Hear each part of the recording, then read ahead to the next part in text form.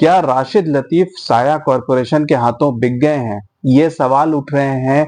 पिछले कुछ महीनों से राशिद लतीफ के जो पॉइंट ऑफ व्यू हैं वो साया कॉरपोरेशन के हिसाब से बिल्कुल परफेक्ट हैं और वो एक नरेटिव सेट करते हुए दिख रहे हैं। आपको बता दूं कि साया कॉरपोरेशन रिस्पॉन्सिबल है कहीं ना कहीं पाकिस्तान क्रिकेट में जो पिछले 3-4 सालों में बड़ा डाउनफॉल आया है उसके लिए। साया कॉरपोरेशन ने बहुत सारे सीनियर पाकिस्तान क्रिकेटर्स जो पॉपुलर भी थे, जैसे बाबर रिजवान, शाहीन, फखर जमान, शादाब खान, इवन उस टाइम के जो हेड कोच थे इंजमामुल हक, इन सबको साया कॉरपोरेशन ने एक कॉन्ट्रैक्ट के थ्रू बाउंड कर लिया था, उनकी पीआर की रिस्पॉन्सिबिलिटी ली थी। इसीलिए एक ऐसा टाइम आ गया था जब बाबर, रिजवान, इन सबको ऐसे प्रेजेंट किया जा रहा था जैसे ऐसे प्लेयर्स आज तक पैदा ही नहीं हुए। शाहीन शाह अफरीदी को वसीम अकरम का भी बाप बताया जा रहा था और बताया जा रहा था कि बाबर आजम ब्रैडमैन से भी बड़े बैट्समैन हैं।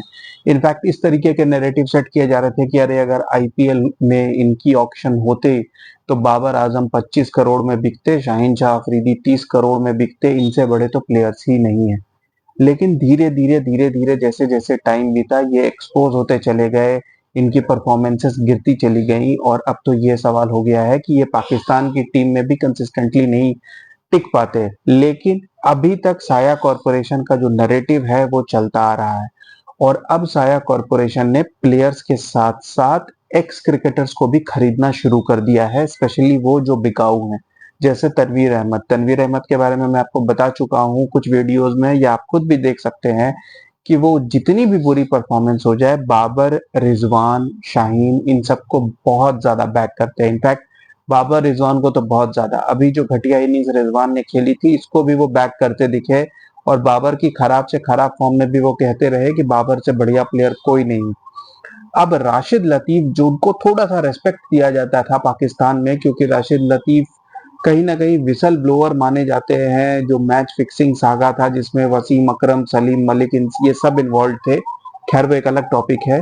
लेकिन राशिद लतीफ के करियर में एक दाग भी था कि जब वो चीटिंग करते हुए बांग्लादेश के खिलाफ मुल्तान टेस्ट में पकड़े गए थे, जहां उन्होंने एक ड्रॉप्ड कैच क्लेम किया था और बाद में माफी मांगी थी, लेकिन उन्हें बैन मिल गया था। राशिद लतीफ को पिछले साल पीसीबी ने भी फायर कर दिया था अपनी पोजीशन से, क्योंकि वो मीडिया में जाके उल्टे सीधे बयान देते थे और उसके बाद से पता नहीं राशिद लतीफ ने क्या किया है। उनके उल्टे सीधे स्टेटमेंट्स तो आते रहते हैं, कभी वो बोलते हैं कि मैं भाई का पड़ोसी हूँ, जो मैच चाहे फिक्स हो मुझे पता चल जाता है, मुझे खबर आ जाती है, और ऐसी बहुत सारी बड़ी बड़ी बातें वो करते हैं। लेकिन वो भी एक नैरेटिव सेट करते दिखते हैं जहां पर वो ये क्लेम करते हैं कि बाबर रिजवान के बगैर कुछ है ही नहीं, बाबर रिजवान की ओपनिंग जोड़ी तोड़ना बहुत बड़ी गलती है, आप सोच भी कैसे सकते हो। जबकि बाबर रिजवान ने अभी तक मिलके एक भी बड़ी ट्रॉफी, इनफैक्ट एक एशिया कप तक नहीं जितवाया है, वर्ल्ड कप तो बहुत दूर की बात है।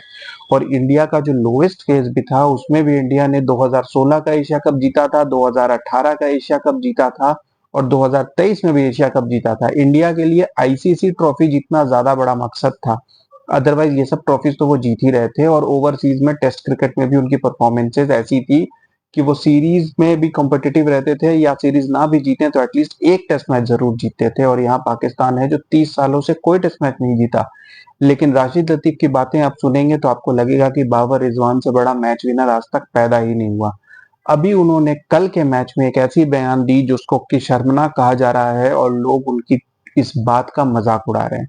उन्होंने कहा कि आप रिजवान पे उंगली उठा रहे हैं कि रिजवान ने 50 बॉलों पे अपनी हाफ सेंचुरी पूरी की, तो सबसे पहले तो आपको सुफियान मुकीम को देखना चाहिए जिसने 4 ओवर में 53 रन दिए। तो यहाँ पर राशिद लतीफ साहब, मैं आपसे पूछता हूँ और बहुत सारे लोग ये सवाल कर रहे हैं कि कैप्टन कौन थे? रिजवान ही कैप्टन थे ना, जो आपके हिसाब से दुनिया के सबसे बड़े मैच विनर है।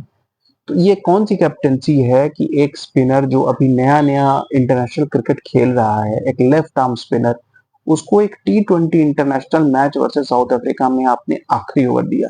ये कौन सी कैलकुलेशन थी रिजवान की? क्या सुफियान मुकीम को उस टाइम बॉलिंग नहीं करना चाहिए था जब 6-7 विकेट गिरे थे स्टार्टिंग में, उसी समय 15वें 16वें ओवर में आप फेंकवा देते? लेकिन आपने उसके ओवर को बचा के रखा, आपने फास्ट बॉलर्स लगाए इस उम्मीद में कि शायद लिंडे आउट हो जाए, और जब वो नहीं आउट हुआ तो आखिरी ओवर में सुफियान मुकीम को 3 छक्के पड़े।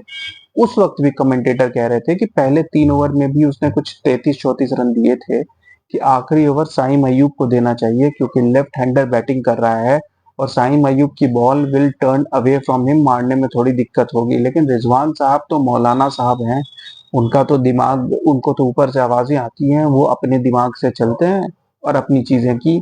और नतीजा क्या हुआ कि सुफियान मुकीम को आखिरी ओवर में भी 2-3 छक्के पड़ गए।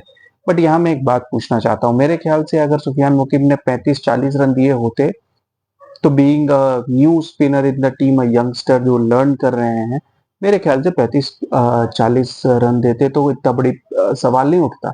सवाल है कि वो जो एक्स्ट्रा 10-12 रन दिए। लेकिन मैं एक सवाल यहाँ ये पूछना चाहता हूँ, 50 बॉलों पे 50 रन जो रिजवान ने किए, इतना सीनियर क्रिकेटर प्लस कैप्टन होते हुए, वो किस तरीके से जस्टिफाइड है? ये हाफ सेंचुरी स्लो से स्लो केस में भी एटलीस्ट 40 बॉलों पे होनी चाहिए थी। और जब आप 60 बॉल्स खेल चुके थे, जब आपने इवेंचुअली 62 बॉल्स खेले उस इनिंग में, तो एटलीस्ट आपका स्ट्राइक रेट उसके बाद 140 के आसपास तो होना चाहिए था। डरबन एक बहुत छोटा ग्राउंड है। मिलर, जिनके आसपास रिजवान से भी बुरी सिचुएशन थी, जिनके आसपास विकेट्स पे विकेट्स गिरे जा रहे थे, उन्होंने 40 बॉल पे 82 बनाया। चलो मान लिया कि आप मिलर के लेवल के हो ही नहीं, वो तो खैर नहीं हो, लेकिन जो चीज मिलर ने 40 बॉलों पे की, आप कम से कम 60 बॉलों पे तो कर लेते। आपने तो 62 बॉल्स फेस किए, more than half the number of balls for Pakistan in the innings, और उसमें आपने 74 रन बनाए। मतलब बाकी टीम से आप एक्सपेक्ट करते हो कि 58 बॉल्स पे वो 110 रन बना के टारगेट चेस करें। तो मेरे ख्याल से यहाँ पे रिजवान की गलती थी, लेकिन राशिद लतीफ रिजवान को ऐसे डिफेंड करते नजर आए मानो रिजवान ने लाइफ टाइम में बेस्ट इनिंग्स खेली है, और सारी की सारी गलती उस एक्सपीरियंस बॉलर, 300 टी20 मैचेस खेले हुए सुफियान मुकीम की है।